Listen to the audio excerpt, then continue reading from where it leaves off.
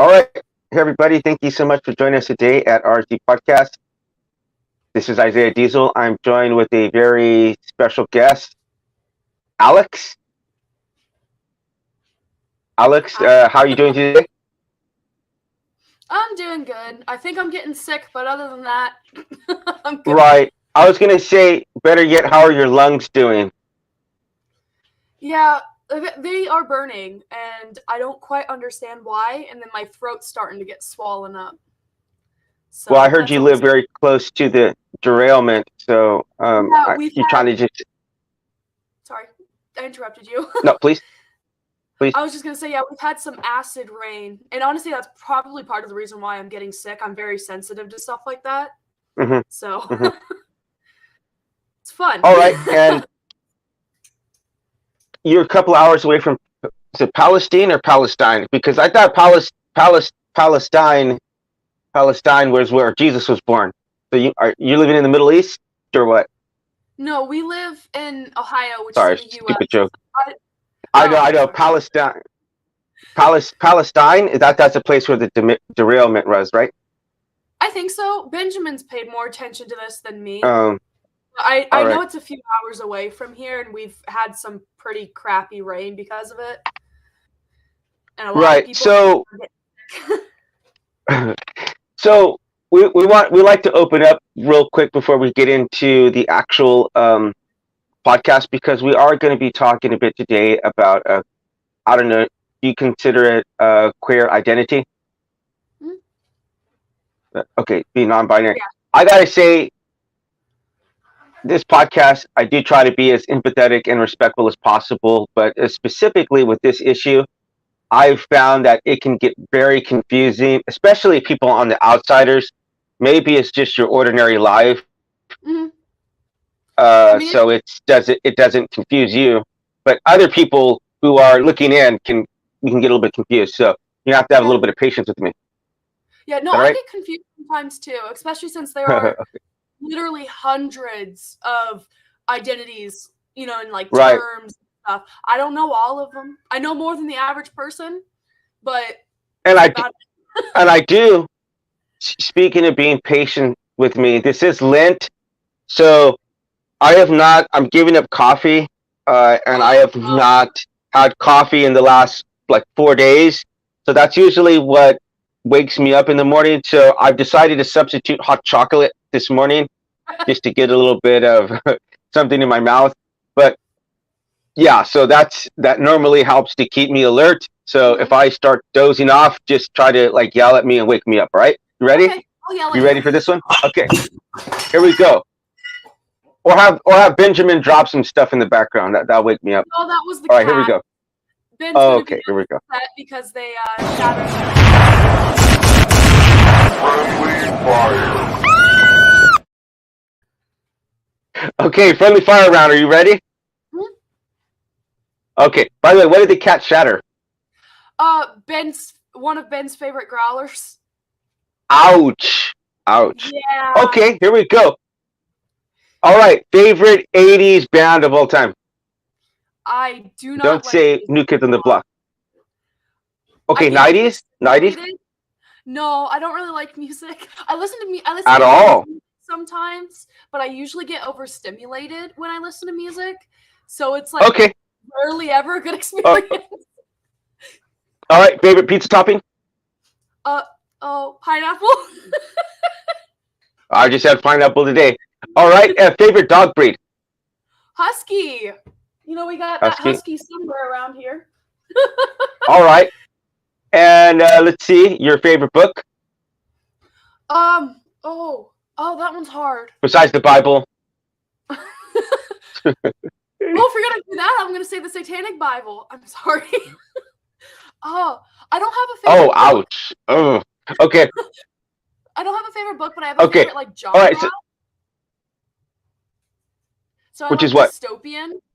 Dystopian. Okay. Which is funny. Any chance you like 1984? You know 1984? I'm reading that right now. That's it's my favorite book of all time. We'll have to discuss that later on. It's my favorite book. All right. Yeah, we'll have to discuss it. All right. And last question. You ready for the last question? Sure. Okay, if you had to colonize any planet, which one would it be?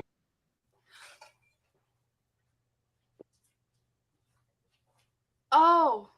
See, part of me wants to say that I wouldn't, but I want to say Mars. Just because Okay, we know Mars. microbial life. So Mm-hmm. it'd be the one worthwhile, I guess.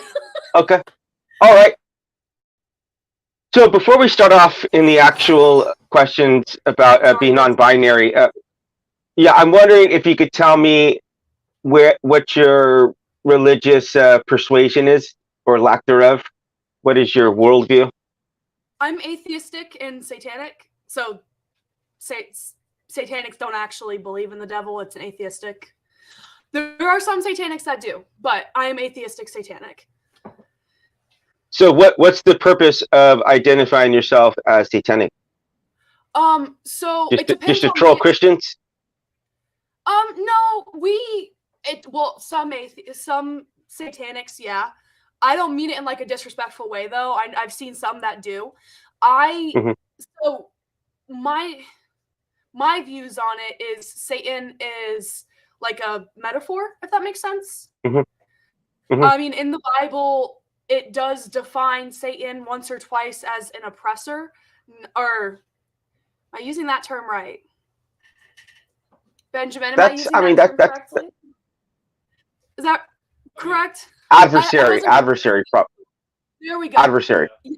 Biblically speaking, it was part of God's court. Yeah, I apologize. I wasn't prepared for that, so I didn't have like something. No problem.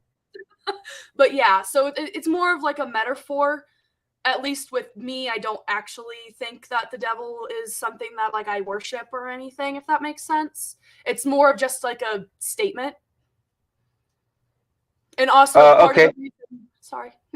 Part of the reason I joined the church too was, I don't mean to like get political, but with like Roe v. Wade being overturned, that is a big thing that persuaded me, because the church is federally protected. So that's why I initially started looking into it, if that makes sense. Okay. Yeah, that's fine. And as far as atheism, scale of 1 through 7, are you familiar with the docking scale? Like 1 being you believe in God, 1 being you know that God exists, and 7 being you know that God doesn't exist. Where would you rate on that scale? I always rate myself like a 5 or 6, because I feel like we as humans don't like know for a fact what, like, if there's a supernatural realm, if there's a God. Like, I feel like we can't know for a fact. So I guess I'm also agnostic in that sense, but I don't usually use that term that often. Sure. And just real quick, I do want to say that last night, or it might have even been this morning. It might have been this morning because it was probably like 1 o'clock in the morning. But I saw this interesting meme, and it had like Satan going down from heaven, and it said something like, "What if we misinterpreted the Satan story, and Satan rebelled against God to come down and join us, to be a part of us, because he loved us so much." I mean, it was an interesting thought experiment. But okay, I do want to. We'll get back to the God question, but I was wondering, just starting off right quick, can you even define what non-binary is? Because I think that might be a good starting point. Yeah, I can do that. So, I mean, obviously, some people might have a slightly different answer, but for me, being non-binary just means that you don't identify with the set binary of woman or man. So I don't really feel like a woman, but I also don't really feel like a man. I'm also not androgynous though, which means that like gender neutral, if that makes sense. It's really hard to define because, like, as I said, it depends person to person. But like the medical definition is you don't identify with being a man or a woman. So I guess you don't listen to music, but any chance you've ever heard of a band called Placebo? I've heard of it, but I've never like. I think I've only listened to like one of their songs or something. Yeah, I think they're from the UK. and they're actually probably my favorite current band right now. Nirvana is my all-time favorite, but Placebo, the lead singer, is I don't quite think that they identify as non-binary, but they definitely present as being androgynous. So he rotates from having really short hair to really long hair, and then he'll wear like really heavy eyeliner. And I mean, just genuinely speaking, depending on the year, and he also wears like foundation and stuff. So just looking at him, you wouldn't really know one way or the other if he could be like a really effeminate woman or really masculine.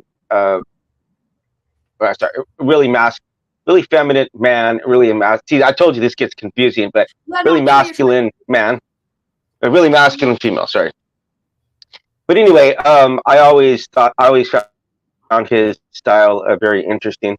But okay, all right. So then let me ask you this: At what age did you start to identify or realize that you were non-binary? So I didn't know that non-binary was a thing. I grew up in a very prejudiced environment, so that's not something that I was educated on until I was 18. Ben was the one who actually told me what non-binary was. But I've always known that being... Sorry, what? Who told you what you were not? Who told you what non-binary was? Ben did. Bub? Yeah, he's Ben. the one who defined it. Okay. Yeah, sorry. But okay, I've always known that... Hold on. Good. Sorry. No, there's just a delay, so please. Oh, okay. Just so you, if there's a delay and we speak at the same time, the guest should go. So you have precedent, at least for today. If we're just talking one-on-one, then it's going to be me. I'm going to have seniority because I'm older than you. But no, I'm just kidding. No, but really though, if I'd rather hear from you. I already know what I think, so I would rather hear what you think about these issues. Okay, I mean that does make sense, yeah. But so I didn't know that non-binary was a thing until I told Ben, like, I want to explore my gender. I actually asked him permission to do so, which, because I had just gotten out of a bad relationship where I was explicitly told not to explore my gender. And whenever I did that, he started educating me on like what this is, what that is. But I remember being a toddler and feeling weird being referred to as a girl. Like, I don't know how else to describe it, because I shivered every time, and like I cringed every time somebody used feminine pronouns or descriptions and stuff with me, and I always hated it. So I think anybody who hasn't experienced something like this, people like you or people who are MTF or FTM, which is male to female, female to male, it's going to come off as really, really, really bizarre. Because I can tell you this, I suffered from some mild gender dysphoria and BID growing up.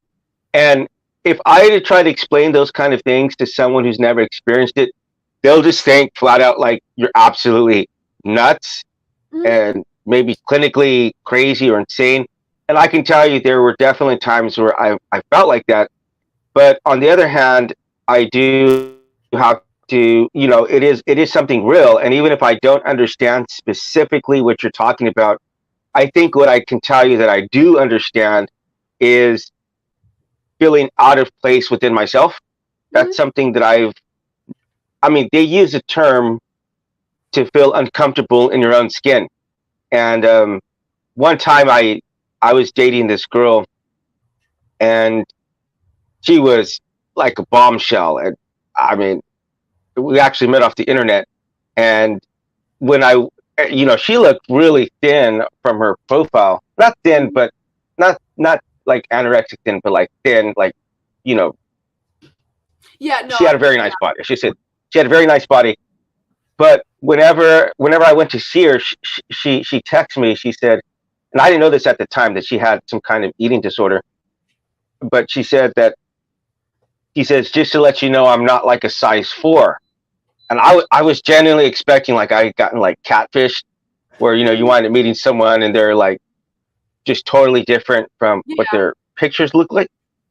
And when I met her, I could not believe like how how beautiful and physically attractive she was, and like just I would describe it as like a perfect body. But she had this image in her mind of herself being fat, and it wouldn't matter. It didn't matter if I told her, or it wouldn't matter if she was thinner than everyone else around her. It's like she had that stuck inside of her mind from a young age, and I couldn't understand it, and I was like judgmental about it at the time. Mm. But looking back now, I can totally understand where she was coming from, because she told me how uncomfortable it is to be uncomfortable in your own skin. Mhm. Have you ever heard that expression before? Yes, I have. You're talking about eating disorders. I struggle with eating disorders too, so I understand what you're trying to say. Yes. So I know I get what you're trying to say, and I would say that gender dysphoria, obviously different, like similar, not the same feelings that I have with how I view like my weight and stuff. Like I'm not comfortable in my own skin in any sense of the word. So I get what you're saying, yeah. So then moving on to question number 2, I always send the questions in advance so that people have a chance to look over them. And, if you were to probably talk to like a Christian conservative type person, they might try to corner you or deny what it is exactly that your identity. But this is not what we do on the channel. We try to find out where people are coming from. That's why I like to provide the questions in advance, so you get a chance to process them. So did you look over them at all? I did, yes. Okay, good. So then, do you know what question number 2 is? Because you should have memorized these. I didn't I'm just kidding. memorize them. I know, I'm joking. I have crappy memory, okay? I'm messing with you. I'm just saying you should have. Okay, you should have been studying these. This is an exam. All right, but why are so many people? Yeah, why are so many people confused by non-binary people? We have no education around it. Like we just Mhm. don't. I personally feel like gender should be a part of basic sex ed so that people understand it. I mean, there's still people, actually, I feel like the general public still thinks that non-binary is a new thing, even though it's been around bare minimum since the 13th century. So like it's not new. Same thing with they them pronouns for singular people, neo pronouns, stuff like that. It's been around for hundreds of years, but because there's no education around it, yeah. And just mind you, that's written. We know of it being written down. I'm sure it predates what we know of too. Yeah, I'm pretty sure Dr. Zeus believed in neo pronouns, because you ever read his stuff, you're like, he has all kinds of zerzum, zoza, all kinds of stuff. So maybe Dr. Zeus believed in it. Oh, you do? Interesting. He's a bit of an interesting character. Been a little bit of a controversy lately with some of his older books. But yeah. so okay, so what do you think about transgender people who don't even believe that non-binary people are transgender? Do you have an issue with that? Yeah, they're morons. I'm not going to censor it. They are transphobic. It's a transphobic mindset, because even if it's just socially, because there's a few different stages of transitioning. There's a few different types of transitioning. There's socially and there's medically. Even if it's just socially, changing your name, changing your pronouns, that's still part of transitioning. And then some non-binary people, every non-binary person I personally know, there are obviously exceptions out there in the world, have gotten some sort of surgery or some sort of hormone treatments or something. And by definition, being trans is not identifying with the gender you were assigned with at birth. You are not assigned non-binary at birth. So by definition, we are transgender, even if we choose not to medically transition. Unless your parents raise you as a baby. Have you ever heard of a baby? Yeah, that is rare, like a gender neutral. That is rare, but it is becoming more mainstream. So, yeah, I guess there is that. right? So if that were but that would be a rare, as you said, that would be a rare exception. And I'm just trying to be pedantic, just to be a jerk right now. But no, some parents do raise their kids with gender neutral. That's the actual word they use, baby, instead of baby. Mhm. Pretty clever pun. Do you know how non-binary serial killers kill people? No. They slash them. Brich. That's funny. Okay. Okay, I wasn't sure if you would find that funny or not. Okay, I'm like, because No. I sometimes say some trans jokes to trans people and they actually find them funny, and I'm like, you know what? If you guys want to be a part of society, we kind of make fun of each other. Like, we're kind of Yeah. not always nice to each other. So comedians will roast everybody. That's why, I'm writing a book right now about racism, and one of my favorite comedians is like Dave Chappelle and Lisa Lampanelli, because they'll just make fun of everybody without discrimination. Yeah. So I think if you guys want to be a part of mainstream society, you got to take a little joke here and there. But Yeah. moving on. Thing, obviously, as long as you're not doing it to be malice, I find it funny. Right. This one is going to be interesting. We'll talk about this one, then we'll talk a little bit about God. All right. So, couple of things. Okay. So, all right. This might get a little bit controversial just by asking this question. But if you could choose to be cisgender of either gender, would you choose? Okay, let me ask you: if I put a gun to your head right now and say I'm gonna blow your brains out unless you choose a gender, and you had to live your life stuck in that very rotely, like marriage and parent or parent from that gender, and you had to choose, like, how would you feel? What gender would you choose? See, I honestly don't know, because like, I told you I did read the questions beforehand, and I've been thinking Right. about that these last few days. And for safety reasons, I would choose just to be cisgendered. I would choose to identify as a woman, because that's what I was assigned at birth. I mean, the whole story of me trying to flee America, basically, Yeah. because of anti-trans laws and stuff. But in an Yeah. ideal world, I enjoy being trans. Yeah, no, I get that, and I'm not saying, this is why I'm saying, if I put a gun to it, I'm not saying you would have to choose right now. It's like I get that some like male to female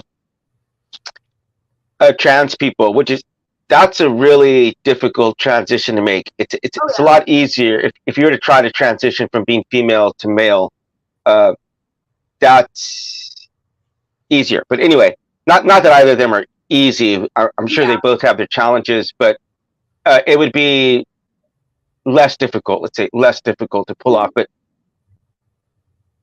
I have heard some trans women say that they would, if you were to give them the option, they would choose to be cis, because then they could do the things like, being a mother, which a lot of them want to do, a biological mother. But some of them I've heard say that, like, no, they're like, I enjoy the way that I am. I enjoy having to be able to have experienced life as a male, because I guess now as a female, living a life, being a female now, you can understand guys a little bit better, because you ever heard of the book Men Are From Mars, Women Are From Venus, or vice versa? One of those two. It somehow has something to do with astrology. I never read it because I'm not into astrology. But sorry, that was a joke. It has nothing to do with astrology. It's just a metaphor from guys. Men and women are very different, right? And specifically, I'm married to a Korean woman, so you want to really throw a monkey wrench in that. There's not only the not understanding a woman, there's not understanding the Korean culture and Korean society. So that's like a double filter that you have to try to use. And I think as a guy, we are just never going to understand women, period. But if I were to go and live my life as a year as a woman, I think I might understand from their perspective a bit more. I'm not saying I'm going to be transgender at some point, but the whole adage, if you walk a mile in someone's shoes, you'll understand them more, right? Mm-hmm. Yeah, You've no, heard I that? get that. Yeah, I get that, and I definitely agree. As much as my gender dysphoria didn't like growing up as a girl, it definitely shaped my worldview because I got to see. Hopefully, I don't need to explain how women are treated in America. I mean, it's not Better in safe. Asia, I'll say that. It's probably not ideal, but definitely better in Asia. Yeah, that is fair. But like you get what I'm pointing out. Like I sadly had to learn that, and I feel like if I had to choose a binary gender to be born as, it would have been man. And if I was born a Right. man, I feel like I might have been a bit more entitled. I probably wouldn't, not going through what I went through as a woman, like it would have changed my personality, if that makes sense. I think at least Right. no way I would know for fact. And it made me a lot more sensitive to other people. You can only go off of what you experience, so some of this is theoretical, but at the end of the day, we can try to take our best guesses at what it might be like to be born. Like for me, I have no idea what it's like to be born as a black guy or a black woman. Their struggle is going to be completely foreign to me. Now, I am a Mexican. Mm-hmm. I do know what it's like to be a minority, and I do know what it's like to be bald and be looked at as like a thug, I mean, I'm educated, I'm world traveled, but I can go back to America and I can get, some sideways glances and stuff like, I remember one time I was at like a Starbucks and I was sitting next to like this white lady and I'm on my computer and she goes to the bathroom and she literally takes her laptop with her. That was so strange. She took her laptop to the bathroom with her. So anyway, those kind of things, I definitely have experienced those kind of things. But when my daughter was getting ready to be born, she just celebrated her 5th birthday last week. So that was pretty cool. But there was a Taiwanese girl at my work and we were bumping heads quite a bit with each other. And we probably clashed like 3 or 4 times, and we went out to this job like a company party, and so we're drinking. I've had like 5 or 6. I'm feeling a little bit good, and so it opened me up to be able to speak to her. In fact, if you watched our last stream, I told Ben that if you have a few beers, it could help open up the spiritual talk inside of you. Like if you have 20 beers, it's just going to kill it. But I had about 5 or 6, starting to feel a little bit good, started having a conversation with her. And I said, I don't want to say her name, but let's call her Ye. I said, Ye, I know we've clashed a lot, and I realize something as an American male, like I'm never going to be able to understand you fully. And I said, but my daughter's getting ready to get born, and I have a feeling like she's a female, half Asian too, and I'm not going to be able to really connect with her fully, And I said that's a fear of mine, and I said I really want to understand people like you or my daughter.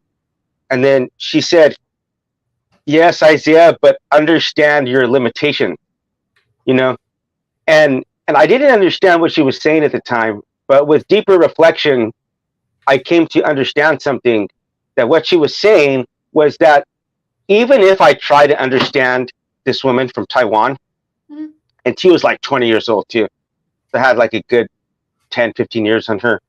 But even if I try to understand a younger person from another country, from another gender, I'm going to have to put that through a filter in my mind of being an older person, being a male. I was a husband at the time.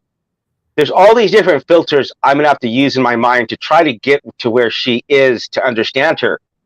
And so even if I do arrive to where she is, I will never have the feeling of having gotten to that point unfiltered, like her knee-jerk response. I'll never understand that. I can try to, and I want to, but we just got to understand our limitations. What do you think about that?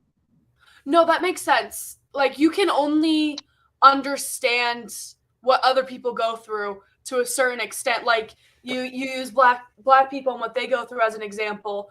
I can see, as a fellow minority, how it could hurt, but I've never been through exactly what they have been through. And I can only understand so much. But what I feel like what's important is that we try to understand. Absolutely. Some people don't care to try. Some people are just like, no, you're just making it up, you know.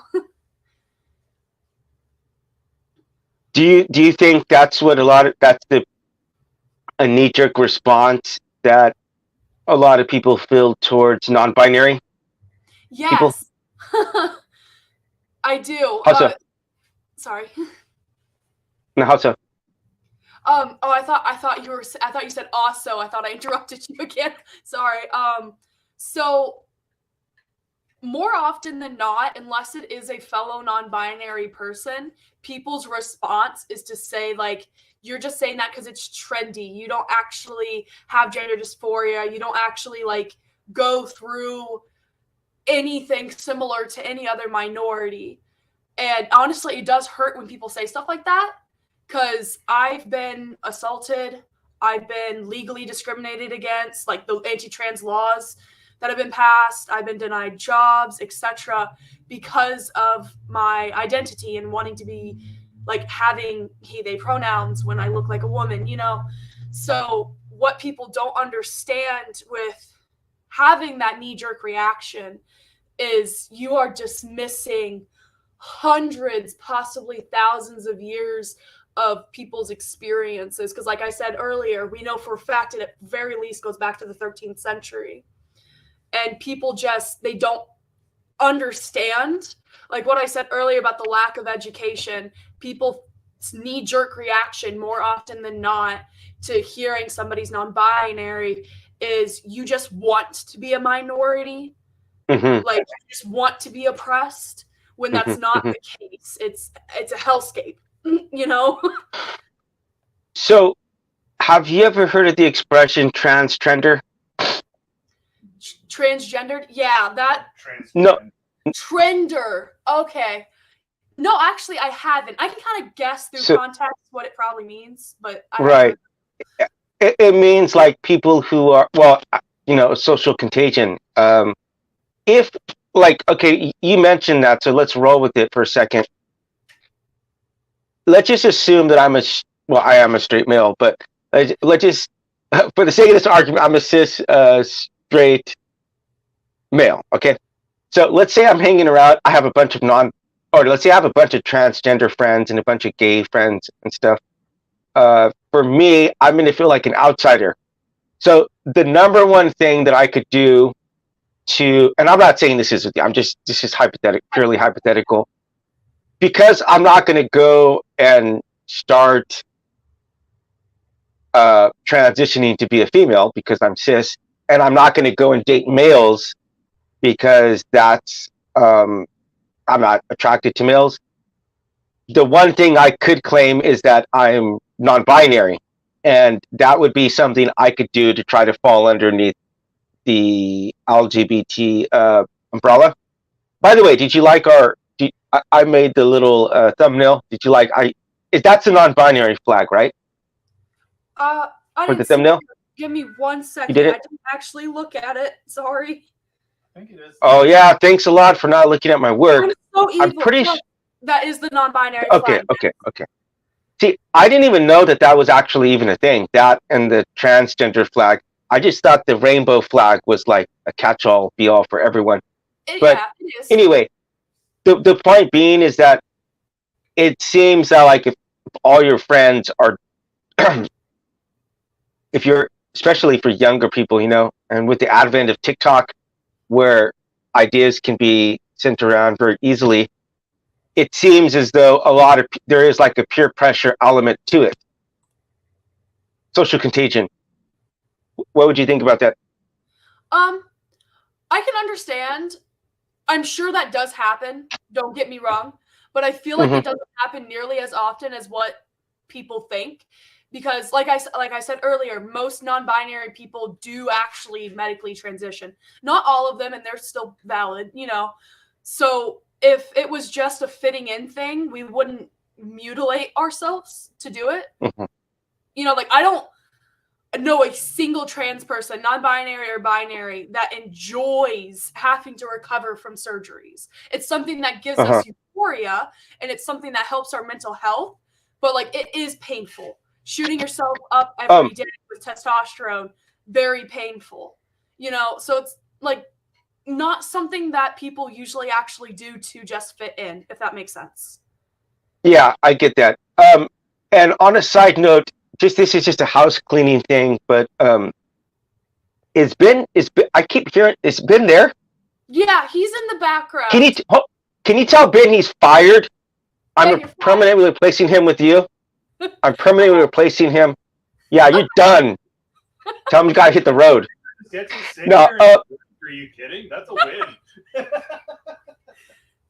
win. So let's transition over to God here for a second. And can you tell me, growing up, did you grow up in a religious home or anything like that?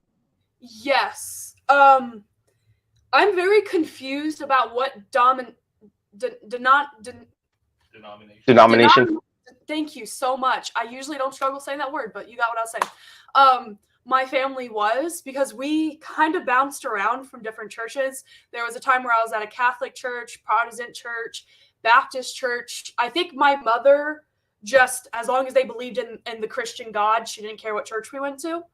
But she was very religious. And when I was, I want to say 15, we found out that she had brain aneurysms, and having health issues pushed her further to God, which for some people is a good thing.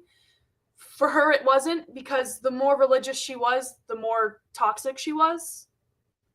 But I did grow up in miscellaneous churches.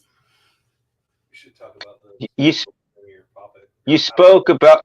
Hey, tell Ben he's canceled, man. I don't want to hear from him anymore. No, I'm just kidding. But he was reminding me to talk about. So I very briefly, before he started this stream, mentioned that I am Native American. I don't look it, but I am. You look white. Yeah, I don't look Native American, but I most definitely am. I'm Shawnee and Cheyenne. And although there's no like church, at least not the way that Christianity has it, there is a very spiritual meaning behind being Native.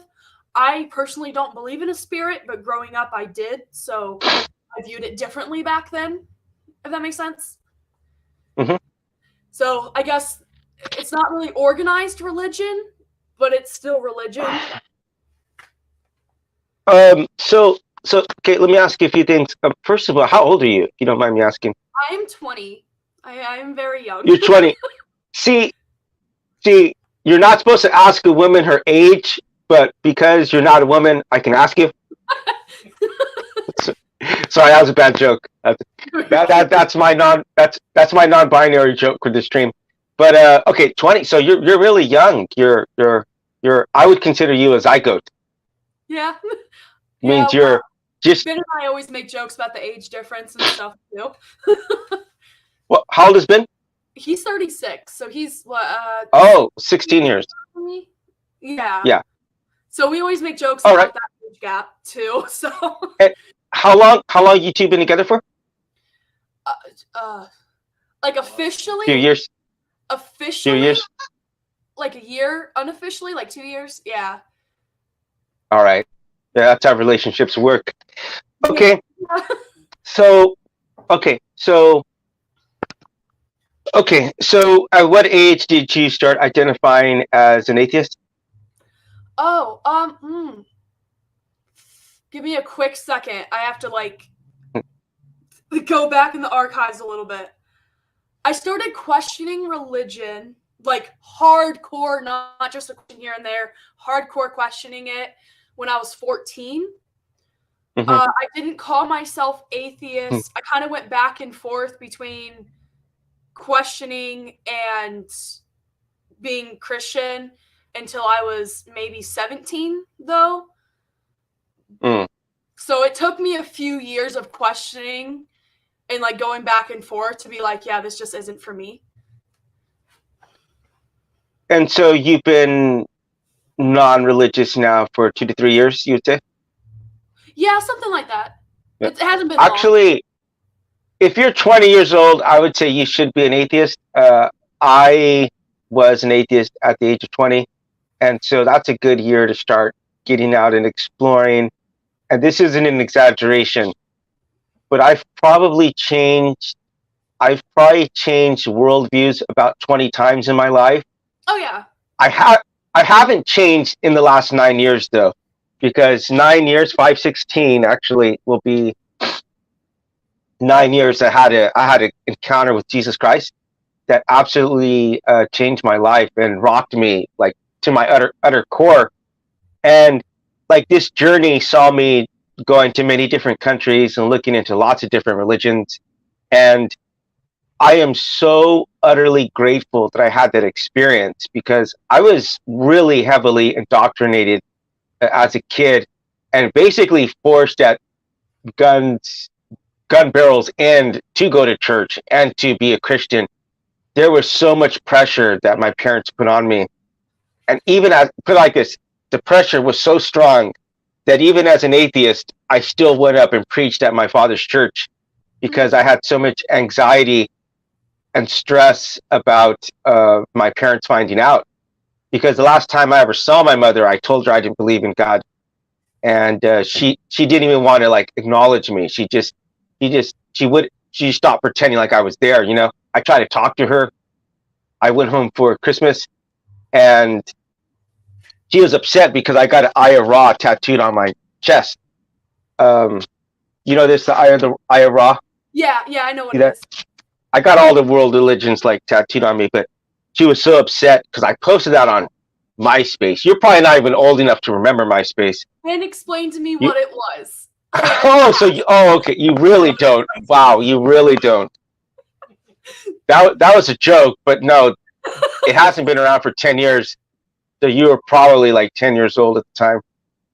Yeah, it stopped existing really. Yeah, sorry, I didn't mean to interrupt you. I also didn't have like internet access until I was like 16, 17. So that really set me back more. Yeah, my mother is very so my brothers were allowed to have cell phones and stuff. I wasn't, because I'm not trying to get dark or anything. But when I was I had to have been like 13 or 14, I was groomed online, and my mother, as a punishment, not as a keeping me safe, as a punishment, blaming me, didn't let me use the internet or anything after that. She's a very so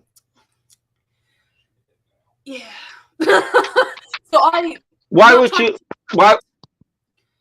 would you assume that that's a punishment?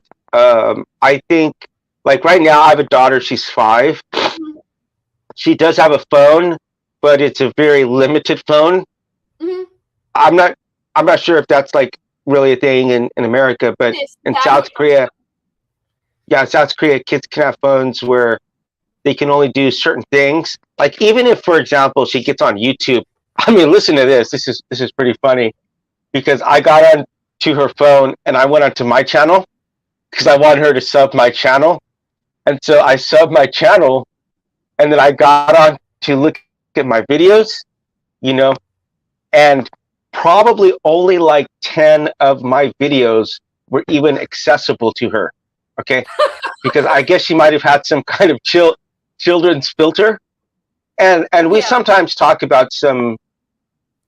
I'm not going to see. Well, definitely contentious, but we are talking about God and sometimes evil and Satan and stuff like that. So, some guests use some profanity or whatever. You know, I don't really like to effity this, effity that, but stuff slips. It's like I don't really care, you know. But anyway, the point being is that from her phone, she can't even access my like PG-13 rated stuff. So I think because you realize how much garbage there is out there. From your mom's, I don't know, you're not a parent, so whew, maybe one day when you become a parent, you ever hold on, you ever hear this line? Your parent, my dad used to say this all. I used to hate it when he said this, but he used to say, "You'll understand when you're a parent." Have you ever heard that line? Yeah, I hate That's it when the my in mother that. said it. But That's like okay, the. so I knew. Sorry. No, go ahead. No, no, Still a no. You have lag. to. Yeah, there's still a Yeah, go ahead. lag, so I keep interrupting you. So I know what you're trying to say, and there is like a non-abusive way to do it. Like obviously, Mhm. I'm not going to say it's abusive to restrict your child's internet access. If anything, I would say it's slightly neglectful not to at least pay some attention. Yeah, no, it's very neglectful. Yeah, what my mother did, I didn't assume that it was a punishment. So you don't really know me. We've only spoken a few times, so I'm not like holding it against you or anything. My mother is flat out abusive. Like she beat me afterwards, that type of abusive. So I know it was a punishment because if it wasn't a punishment, she wouldn't have beat me and grounded me for it. She also made fun of me for it afterwards, like all the way until the last day I spoke to her. She would constantly make fun of me for it. I mentioned briefly earlier that I was assaulted. My entire childhood, I was just assault after assault. And most of them were family members, and my mother would make fun of me for them. So, like, what you're doing Like is physical assaulting. yeah. Like, I really don't want to say the word because it's YouTube, but I was R-worded multiple times throughout my childhood. The reason I actually started questioning religion is because I was molested at church. And again, like my mother told me, if it happened, you asked for it, like that. So what you're doing isn't abusive. What you're doing with the restrictive cell phones and stuff, I think should be like the default for kids. What my mother did was isolation and abuse. Is your mother still around? No. I'm very happy to say that. So she's passed? Yeah, she so I mentioned earlier she had brain aneurysms. The doctors very stupidly put in aluminum.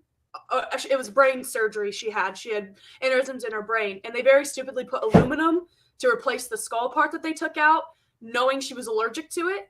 So whenever she went into surgery to get that corrected, she passed away. Really? How long ago was this? Ben, how long ago was that? It was like a year ago, wasn't it? A little less than. A little less than a year. I celebrated. So, I know some people might hear that and think I'm a bad person, but like she was wildly abusive, so I honestly celebrated. do you remember? Do you ever remember a stage where she was more loving and more nurturing, like when you were younger, or was it just? Yes. I don't obviously have a lot of memories from when I was a toddler. You know, not most people do. But the few memories I do have, like, I remember she would randomly surprise us, picking us up from school with, like, gift baskets in the back seat for each of us. You know, cute, fun stuff like that. I remember we went to Niagara Falls as a family, and I remember having a good time. You know, but if we would have done that as a teenager, the entire time I would have been anxious because she would have been making fun of me and stuff. I think what changed it was as I got into not a teenager, not a toddler anymore, I started misbehaving because of some stuff that was happening to me. And she saw the misbehaving as an excuse to abuse me. Like she flat out said multiple times, well, you misbehave, so what do you expect?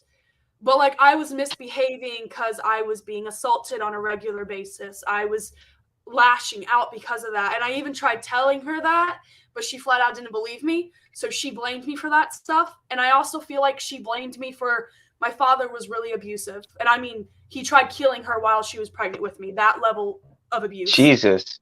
Yeah, I have a really fun family. And I think she blames me for it. I'm sorry, just 1 second, please. Just 1 second.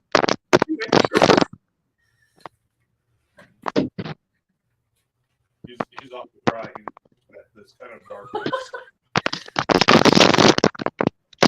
Sorry, my daughter was trying to get in here. I had locked the door, so. And I am sorry for getting dark. I did not mean for that to happen. happen. No. I would much rather you prefer getting a little bit deeper than just the surface level stuff. Because my daughter, come here, baby. My daughter. I mentioned my daughter. She just turned 5, and when I first found out that I was going to be a father, come here, baby. This is me with hair. If you ever wonder what I look like with hair, we got it right here. I love that.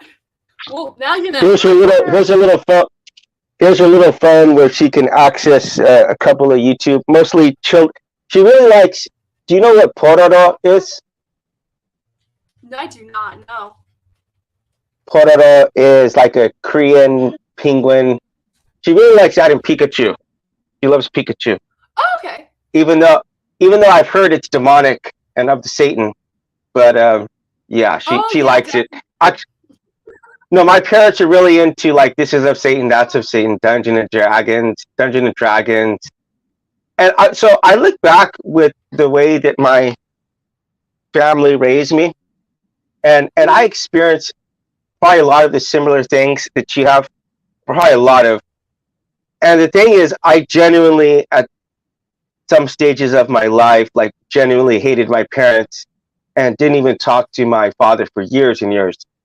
But I will say this, with age and maturity, I have been able to look back and reflect on the fact that they were doing the best that they could at the time.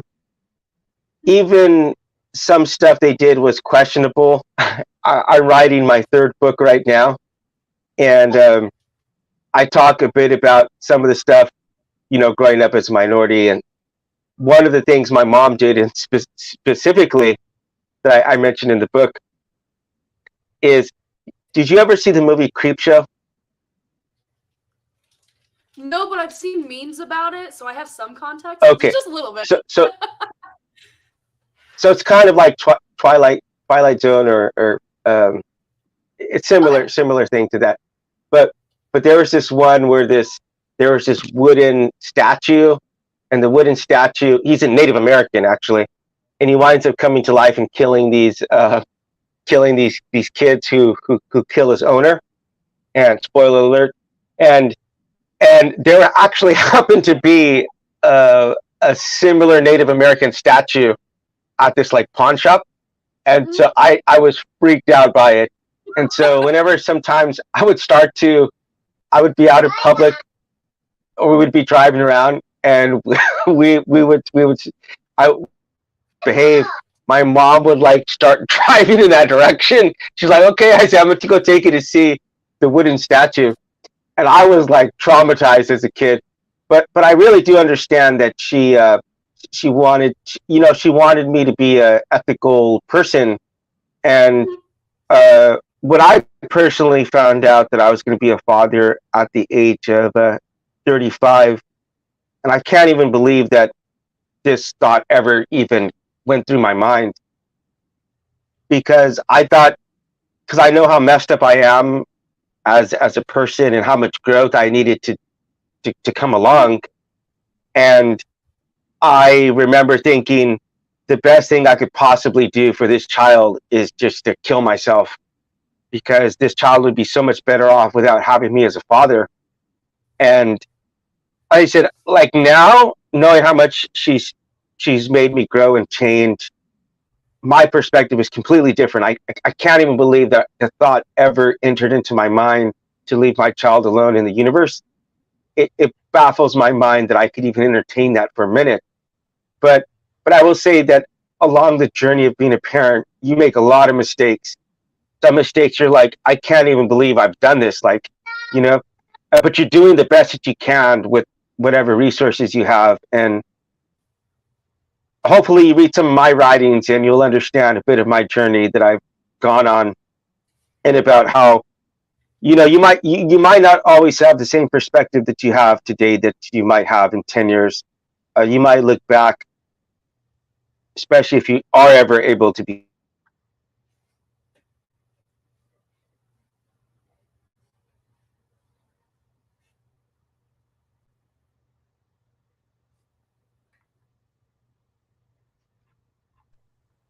Can you hear me? No, I can now.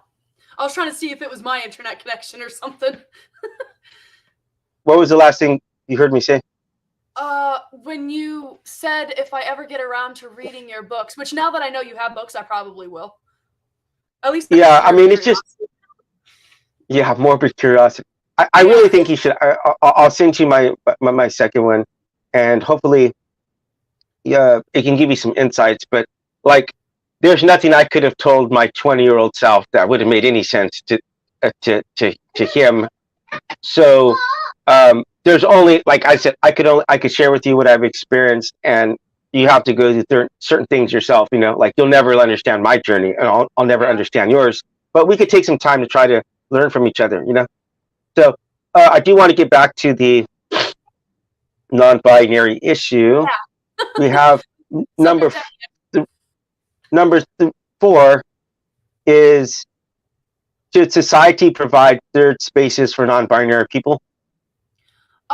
So when I thought about this one, I thought about European countries, because I know you said you travel a lot, and in European countries, most things like bathrooms, for example, are gender neutral. So I feel like based off of what they've done, and obviously this is theoretical, I don't know how America would handle, whatever, but I feel like based off of what they've done, it'd be easier just to make everything more gender neutral than completely make another space.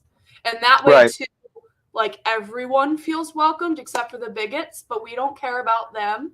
So, but like you get what I'm saying, though. Well, let me ask you this: No, I know. I get that. That was pretty good. But the thing is because I have been called a bigot from people from the atheist community, because I do put like this. It seems like this is an offensive thing to say. I believe that everybody should walk into a space that they feel comfortable in. Okay. And somehow that starts to get bigoted whenever we start talking about trans people, because I'm like, look, I don't want to discriminate against people. I want trans people to be able to go into spaces in which they're comfortable in. But on the same time, I don't want my daughter walking into a locker room and seeing a Johnson just hanging out there. Yeah. No, I get that. And I don't feel like I'm in the slightest sense of the word bigoted for that.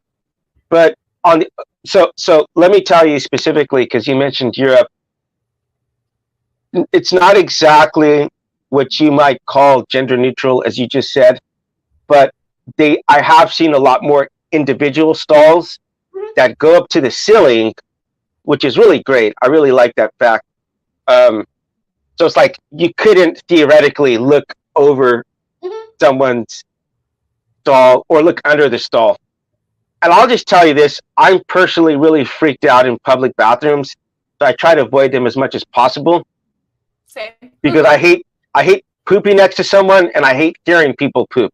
It freaks me out. So I'll put my earphones in, try to drown out the sound. But anyway, it's an uncomfortable experience for me to go into bathrooms in the first place. But having a stall that's completely head to toe is great. In South Korea, at the front of bathrooms, they do have gender neutral stalls you can go into, like family stalls. So I sometimes will cheat and go into a handicap one because I said I'm just so freaked out by it.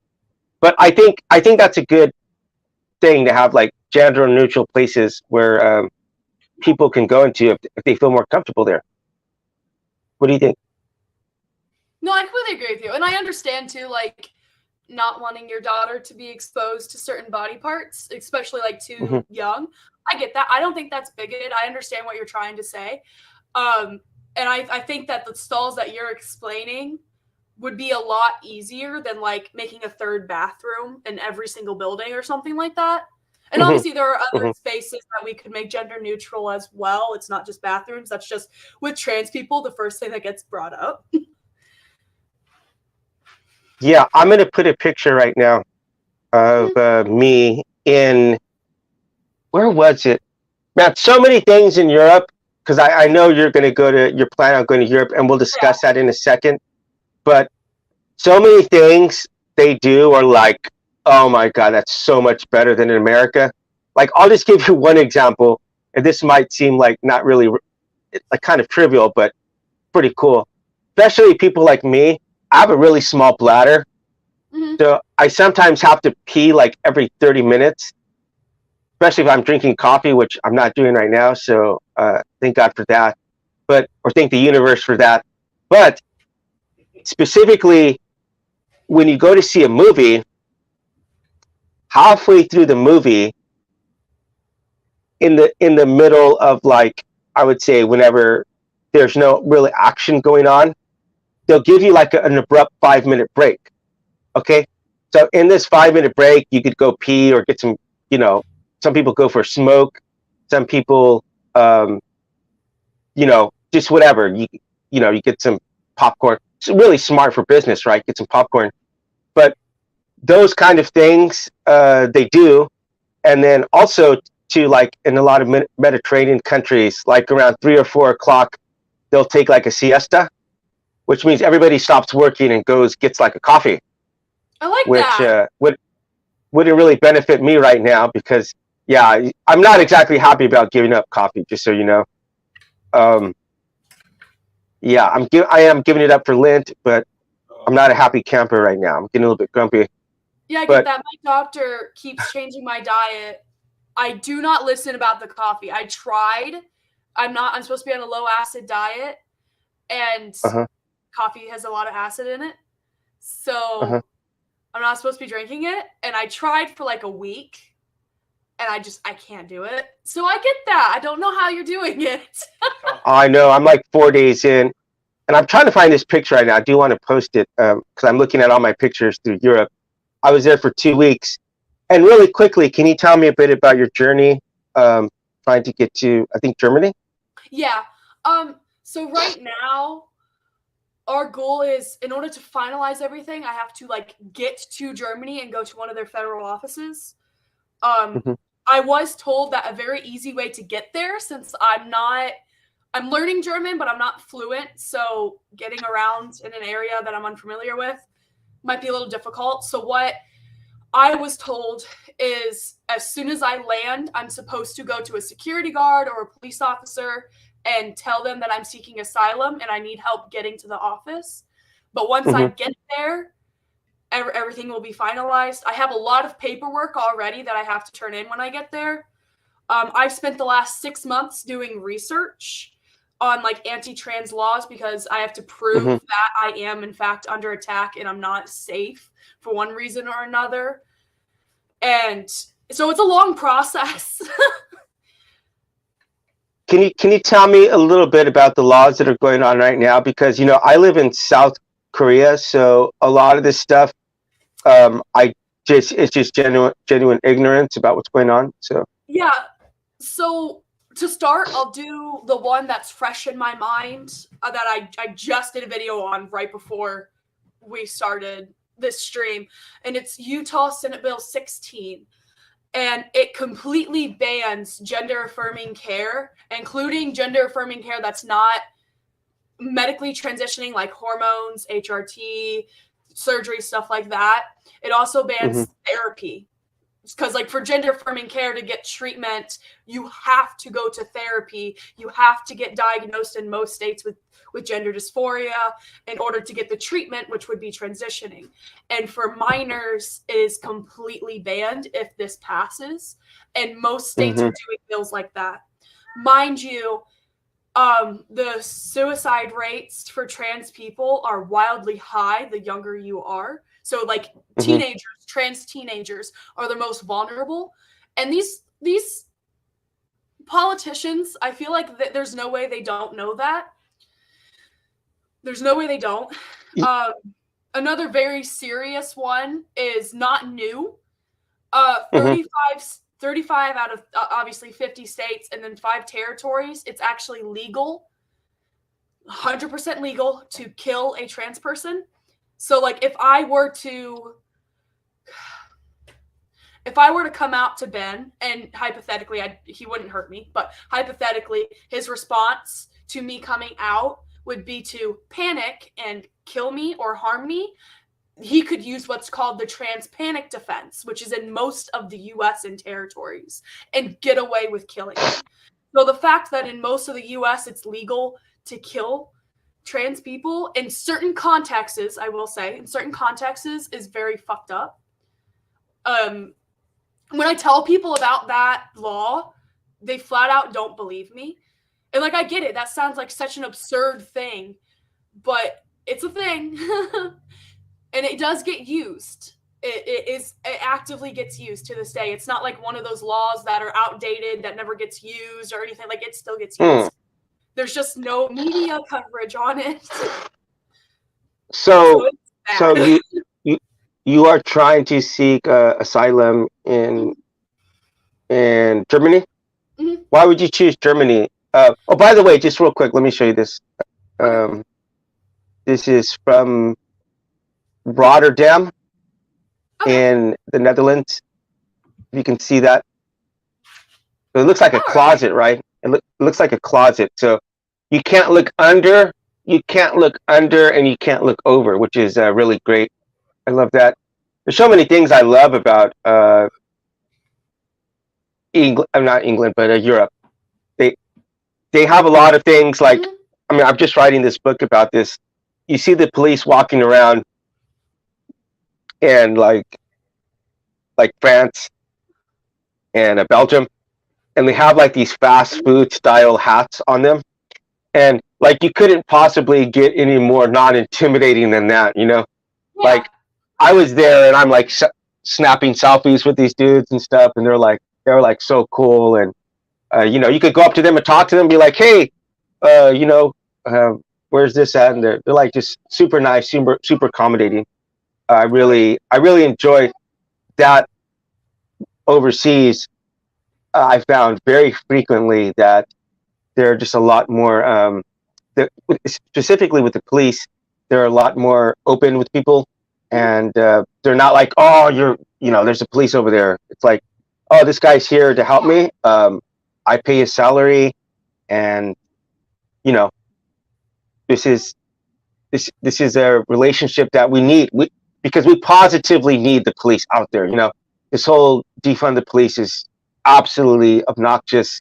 We need people to defend us, but at the same time, we have to have respectful. You know, respectful. We got to respect the police, but we also they need to behave in a way that's professional and that makes society safer. Because if you saw the case with that Tyree Nichols, like those cops were just jackasses. You know what I mean? Those guys deserve to be in prison. So we can't have things like that, because that actually makes society more dangerous. You know what I mean? Yeah. No, I get what you're saying. Yeah. Yeah, I just in America though, the police are more likely to beat the living crap out of you than to help you, and that's stupid. That's stupid. It really is. Right. And okay, so Germany is a place that has better, more accommodating trans laws. Yes, they do. They're still iffy with non-binary, but compared to America, actually compared to most countries, they're a lot better. So it's better. That's not saying much. You know, yeah, compared to America, pretty much anyone's. No, I shouldn't say that. Because actually, compared to America, compared to a lot of other countries, I shouldn't have said that. I'm sorry. No, because America actually, because you might think that things are bad in America, but I can tell you from some places in Asia and Africa, it's like probably 100 times worse. There are a lot of actual rights and advocacy groups in America, but I do want to move on to the last question. Yeah. Because we've exceeded the hour. Yeah. But it's cool. I mean, I like talking about some other stuff here and there. But do you think that insurance companies or the government should be required to cover body modifications? Yeah. Oh shit, Leah. Are you good? Sorry, go ahead. No, you're good. Yeah, it's my daughter had she was walking around my computer. Oh, okay. I thought something was wrong for a second. I was like, wait a minute. No, well, my daughter literally walked in my room holding my computer, so I'm like, oh crap, she drops that. Yeah. Anyway, please go ahead. Yeah, but to answer your question, I don't technically getting like top surgery and stuff. Am I frozen? No, you're good. Okay. It's showing I'm frozen on here, but it works. You call them body modifications. Technically, yes, it is body modification because a body mod is anything you do to change your body. Hell, these are body mods. Right. Your skin, hair. But the reason I don't like gender affirming care being called body mods is because that tells people who are uneducated that it's a choice to get them, if that makes sense. But it's really not. Like I mentioned earlier, the suicide rate with trans people is wildly high.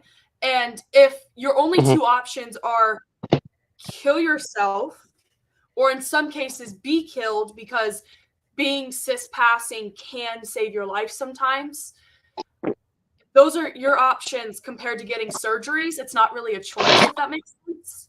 And because it's not a choice and it is in fact life-saving, I feel like insurance should, because most insurances in the US are required to cover life-saving stuff and like emergencies and stuff. So why isn't gender affirming care covered by that if it has been proven to deter people from like suicide and stuff? It's proven to reduce hate too. If that makes sense. Okay, so yeah. So you are not okay with the language, but either way, you believe that companies should cover things like gender affirming healthcare. Is that what you're saying? Yeah. Considering that it saves lives, yeah, I think it should.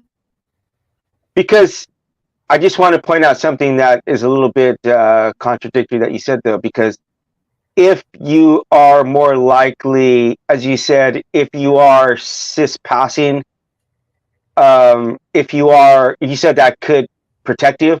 So if you do get some kind of body modifications, couldn't that more likely to put your life in danger from people? That's why I said in some cases. So like for me, I use more masculine pronouns. Like the main pronoun that gets used for me is he. I also like they, but he is a pretty masculine pronoun and I don't look like a boy.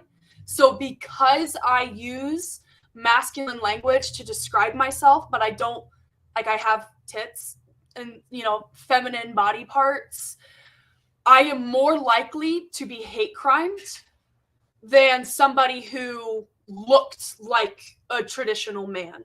Does that make sense? Yeah, it does. Okay.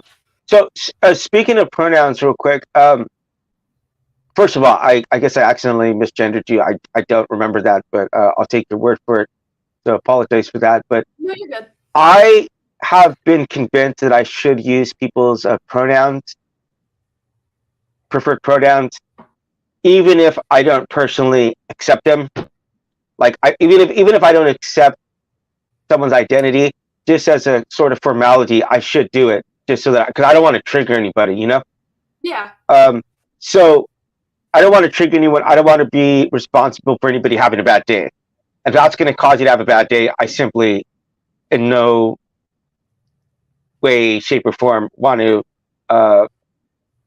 be a cause of that, But in your opinion, is it necessary for me to be completely affirming of your identity or gender or your sexuality to be respectful of you? I would say so, just because, and I know you don't like you misgendered me the other day. I know you didn't do it on purpose or anything. And doing stuff on accident is completely different than like I've had people do it on purpose to hurt me. So I just wanted to, I don't hold that against you. I know you didn't mean to do it. And I don't think Ben and I corrected you either. Yeah, so you should have. Yeah. Well, because I didn't want to interrupt people, but like the second you finished talking, someone else did, and then I felt mean. But anyways, right.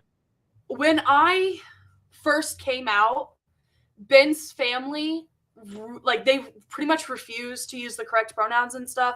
Part of it was ignorance. Another part of it was just like, I don't think they cared to learn. And his sister still, if she's mad at me, will purposefully misgender me and stuff. Sometimes she dead names me as well because she knows it'll get a rise out of me. And the reason I'm saying this is, that's messed up. A few months after I came out, I attempted suicide, and it was one of the main reasons was because they were actively misgendering me and stuff. Mm-hmm. So, considering that I am definitely not alone in that, I do think that it should be like, it should be a given. It should be a necessity for people to use the correct names and pronouns of people, because every trans person I know either has contemplated suicide or has attempted suicide. And there's no exceptions to that because of people misgendering and dead naming them. And since it's that serious and people have that severe of a response to it, and it doesn't hurt you to use the correct pronouns and name either, like it does. It might be a small adjustment period, but that's a given. When I first came out, I kind of misgendered myself on occasion too. Yeah, but I bet. Do you know what I'm saying though? Yeah. Okay. No, I don't think you understood. I don't think you understood the question though, because the question is.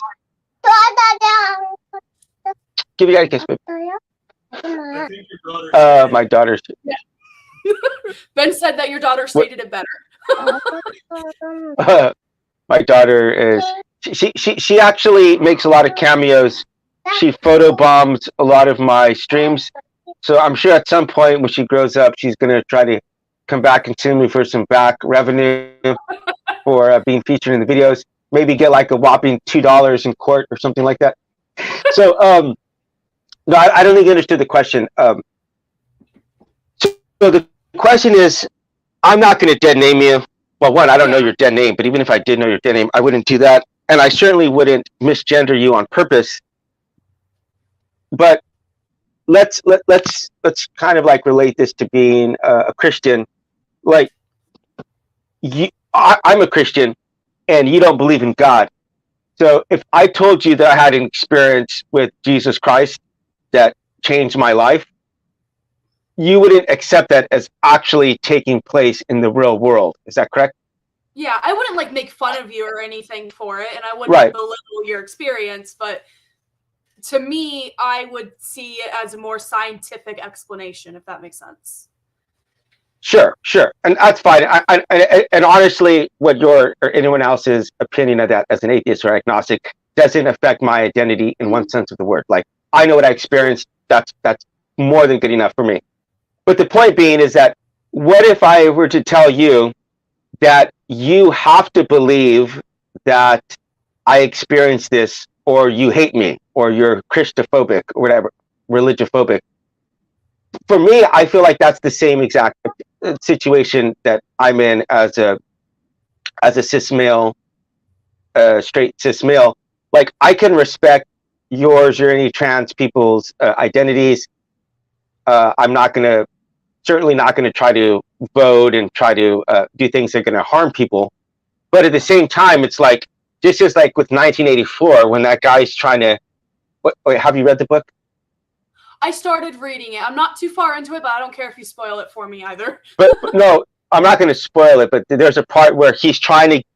He puts up his fingers, and because Winston says 2 + 2, like, I have to be able to believe that 2 + 2 is 4, right? Basic truth. 1 + 1 = 2. 2 + 2 = 4. It's objectively true, right? Mm-hmm.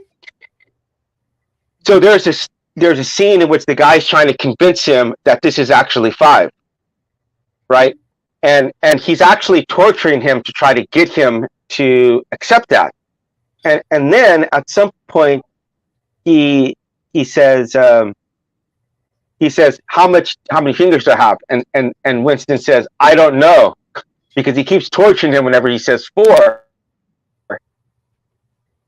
And he says, well, he said, that's actually better. And he starts torturing him some more. And so eventually, the point I'm trying to say is this, is that to walk away from Alex. I don't really know what that means. If you could specify that. But anyway, so like, sorry. So let me finish the thought, and then you could get into that because okay, so put like this, Alex. If I would have experienced what you've experienced, I would be able to agree with 100% of everything that you believe in, right? But because I haven't had that experience, I can only see things from my perspective, right? That's all I can do. I can only see things from a cis male. So I could try to understand you, or a trans woman or a trans man, but if you were to try to force me and electrocute me and do whatever you want to try to get me to accept that, I might physically tell you that I accept it, but it's not going to change my actual like conviction about something, is what I'm trying to say. Does that make sense? Yeah. So it's like, if that's the case, is it necessary for you to try to force me to say, yeah, I actually believe this way? Does that make sense? Yeah, no, I get what you're saying. I think I get what you're saying. I thought I got what you were saying the first time. So if I'm misunderstanding it, I'm so sorry. No problem. I feel like it is slightly different. Similar but not the same kind of thing. Please elaborate.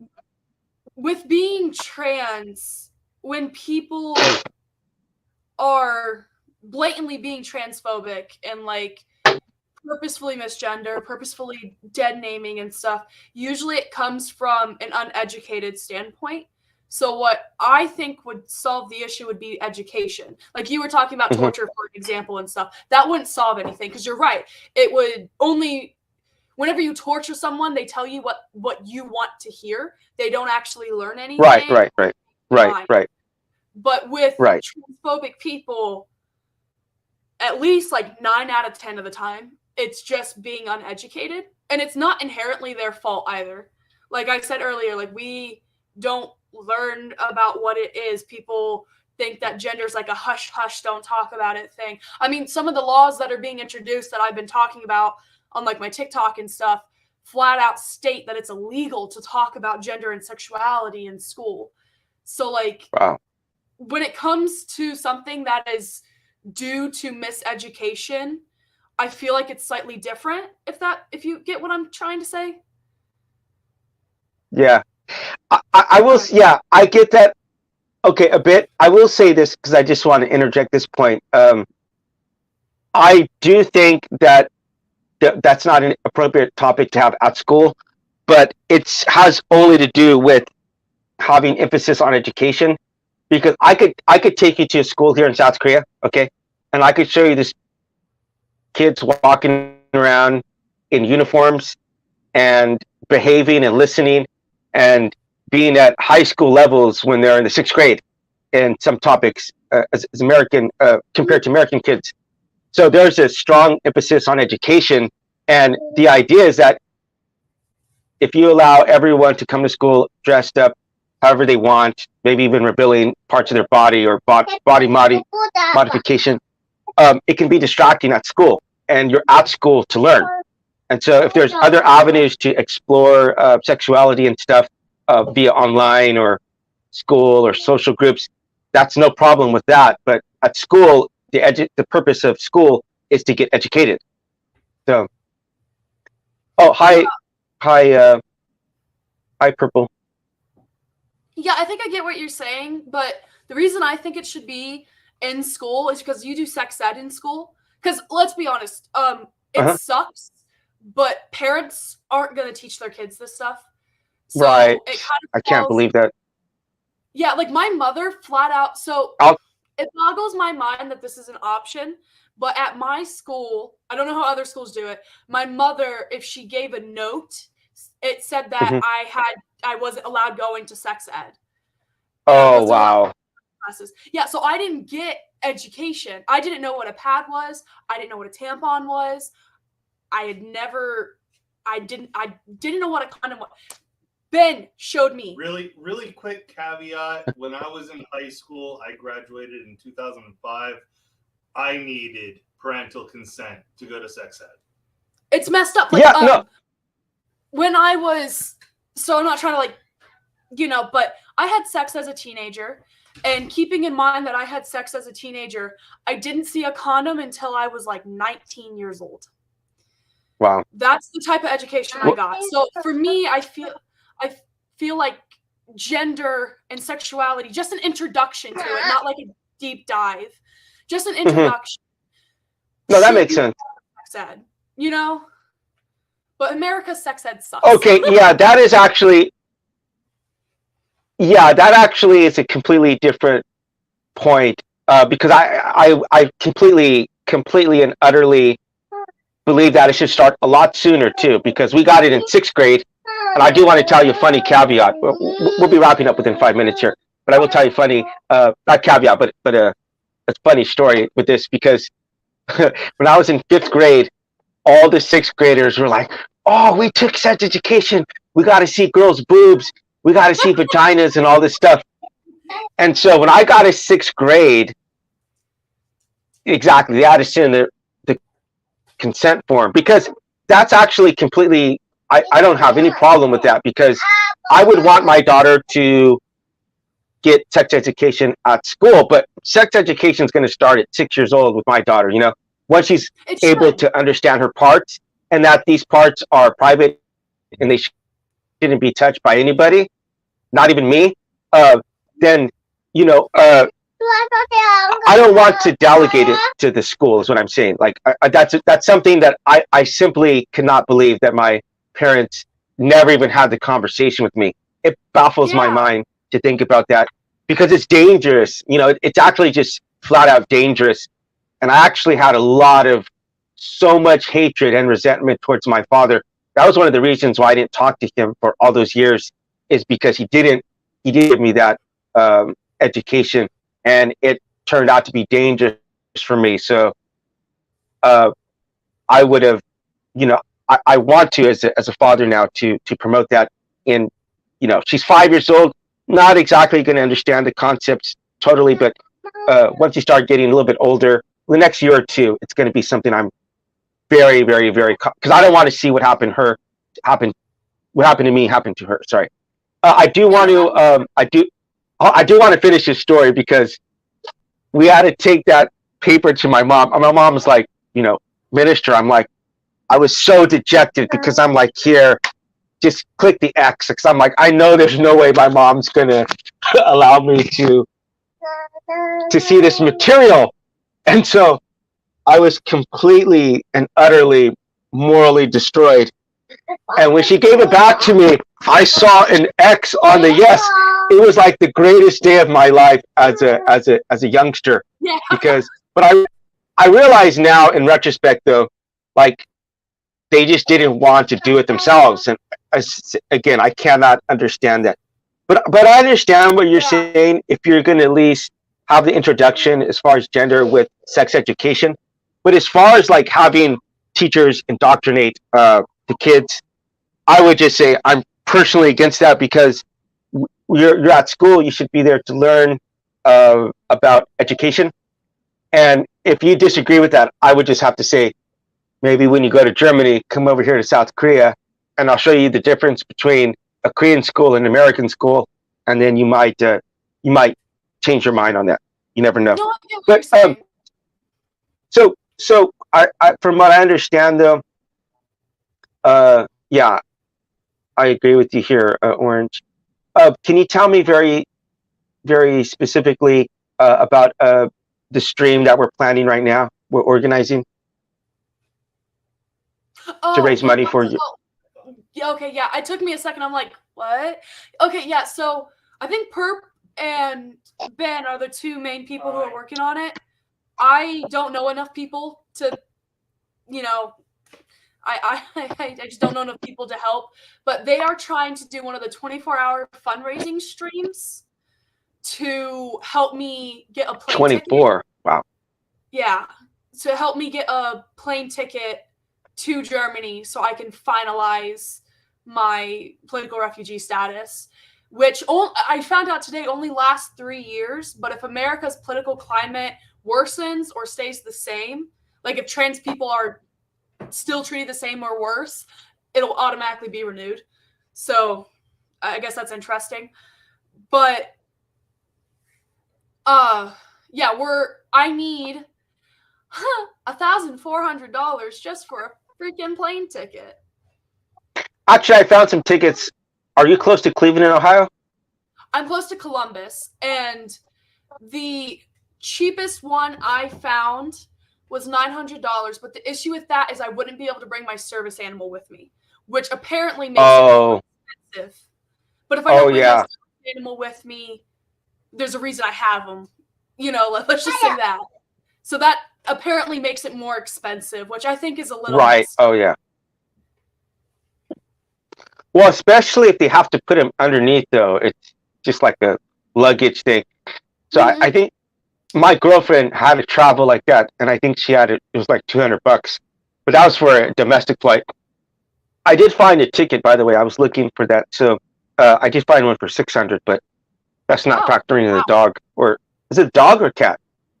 I have a dog and a cat, so I will be bringing 2 animals with me, and that's why it's so expensive. But like as I said, I have them for a reason. I don't have them just because I want them, although I do want them. But like I have medical issues that they alert me to. I need them for life-saving reasons. Right. If you do happen to come over here to Korea, like I suggest, I might recommend leaving the dog back in Germany because, South Korea is not exactly a safe place for dogs. Get it? Really? I know we eat dogs here. We eat dogs. I know nothing about it.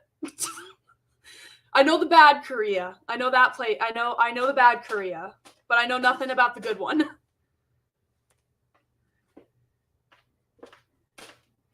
You are frozen. Yeah. Okay, you're back. We eat dog here. And wait, like, are you okay? Again, autistic. Are you joking? I break it down into different Korea. No, he's roboting really hard. I can't. You are roboting so hard right now. Yeah, I'm joking. I'm joking. Okay, I was gonna say because, like, as a kid, I heard people say that Asians eat cats and dogs left. South Korea, I don't know. I think they're like 30% Christian. Okay.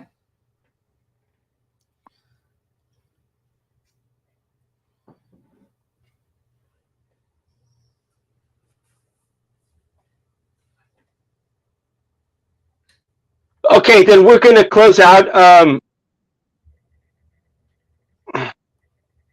Sorry, bad joke. Bad joke. Good. Bad joke. It is. Stuff goes over it's actually just reality. Maybe that might be triggering to you. But so I do want to say that RHE podcast is we've already pledged $100. The dog, they actually serve you like a large portion. So if you're unable to finish it, you can always put it in a doggy bag. No? No, so we'll be participating in the live stream, and I'm working right now to raise some additional money for you. So already got some more money pledged. And what was that? I said I appreciate that. I really do. Oh, absolutely. And I really want to thank you for your time. Hopefully it wasn't triggering for you, because I think if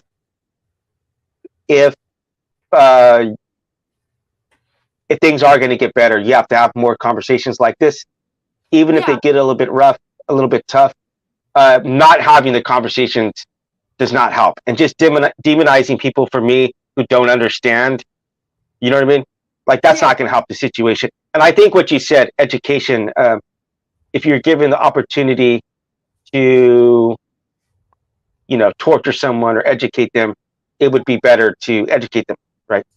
Yeah. Actually, in North Korea, they call that re-education.